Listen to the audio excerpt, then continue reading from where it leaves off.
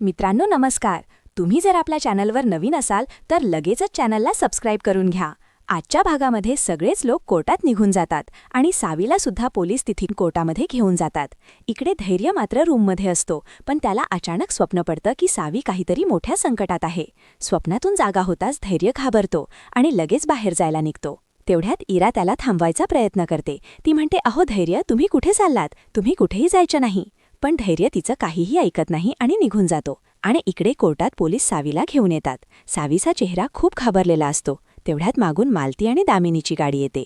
दामिनी गाडीतून उतरते आणि हळूहळू कोर्टाकडे येऊ लागते. सावी गाडीतून उतरल्यावर लगेचच मीडिया आणि पत्रकार तिच्यावर प्रश्नांचा भडीमार करायला सुरुवात करतात.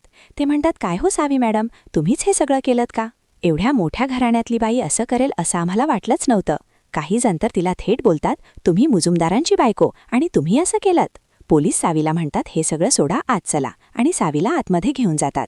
सावी कोर्टात आत गेल्यावर तिला अजून मोठा धक्का बसतो, कारण कोर्टात भास्कर आणि विलासने आधीच सगळा प्लॅन करून ठेवलेला असतो. सावी विरुद्ध पुरावे तयार केलेले असतात आणि कोर्टात ते पुरावे एकामागोमाग एक दाखवले जातात. सावीला आरोपी ठरवण्यासाठी तिच्या विरुद्ध सगळं मुद्दाम उभं केलं जातं. वकील सगळे पुरावे कोर्टात ठेवतो आणि म्हणतो, बघा, हे सगळे पुरावे सावी विरुद्ध आहेत. तो सावीला थेट म्हणतो, तुम्ही जे केलं ते खरंच चुकीचं आहे.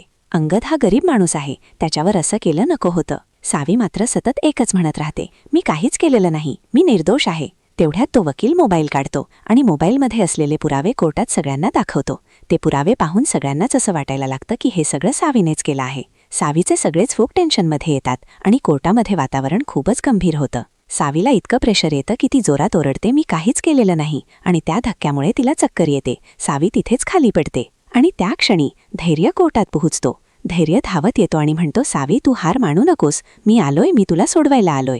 आता पुढच्या भागामध्ये खरंच धैर्य सावीला निर्दोष सिद्ध करणार का? सावीला न्याय मिळणार का? हे सगळं पाहण्यासाठी आपल्या चॅनलला लवकरात लवकर सबस्क्राईब करून घ्या.